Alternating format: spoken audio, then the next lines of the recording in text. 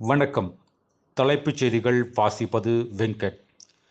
திமுக ஆட்சியில் 5 ஆண்டுகளில் ரூபாய் 19,694 கோடியில் ஏழைகளுக்கு 4,29,394 வீடுகள் கட்டப்பட்டுள்ளதுடன் 25.56 லட்சம் ஏழை குடும்பங்களுக்கு இலவச வீடுமனை பட்டா வழங்கப்பட்டுள்ளதாக தமிழக அரசு பெருமிதம் தெரிவித்துள்ளது.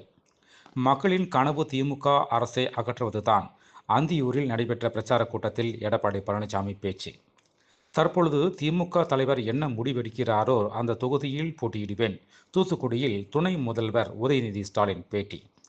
தமிழகத்தில் போடப்படும் பட்ஜெட்டில் 20% முதல்வருக்கும் 10% அமைச்சர்களுக்கும் செல்கிறது என தவிக சார்பில் நடைபெற்ற சர்வதேச மகளிர் தின விழாவில் விஜய் பேச்சு. ஷார்ஜாவில் லாட்டரி டிக்கெட் வாங்கிய இந்திய டிரைவருக்கு 15 ஆண்டுகளுக்கு பிறகு ரூபாய் 10 கோடி பரிசு கிடைத்தது. இந்திய பெருங்கடலில் IRIS தேனா கப்பலை மூழ்கடித்த அமெரிக்காவின் தாக்குதல் போர்க்குற்றம் என ஐநாவில் ஈரான் குற்றச்சாட்டு.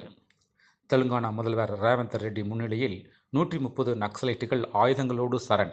124 ஆயுதங்கள், வெடிமருந்துகள் போன்றவை போலீசாரிடம் ஒப்படைப்பு. வலதுசாரி சக்திகளை அடையாளம் கண்டு புறக்கணிக்க வேண்டும். விசிக தலைவர் தொல் திருமாவளவன் பேச்சு.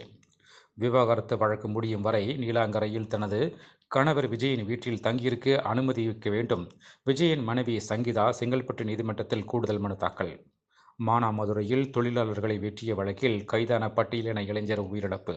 போலீசார் தாக்கியதில் இறந்ததாக குற்றச்சாட்டு. உறவினர்கள் சாலை மறியல். தமிழக சட்டப்பேரவை தேர்தலுக்கு முன்னேற்பாடாக 211 துணை ராணுவ படையினர் சென்னை வந்தனர். இளைஞர்கள் ஆதரவு அதிகமாக இருக்கக்கூடிய தவிக தலைவர் விஜய் நிச்சயமாக 2வது இடத்திற்கு வர வாய்ப்பு என கரூர் MP ஜோதிமணி தெரிவித்தார். மேலும் விரிவான செய்திகளுக்கு அரசியல் ராஜ்யம் மின் இதழை படியுங்கள். நன்றி, வணக்கம்.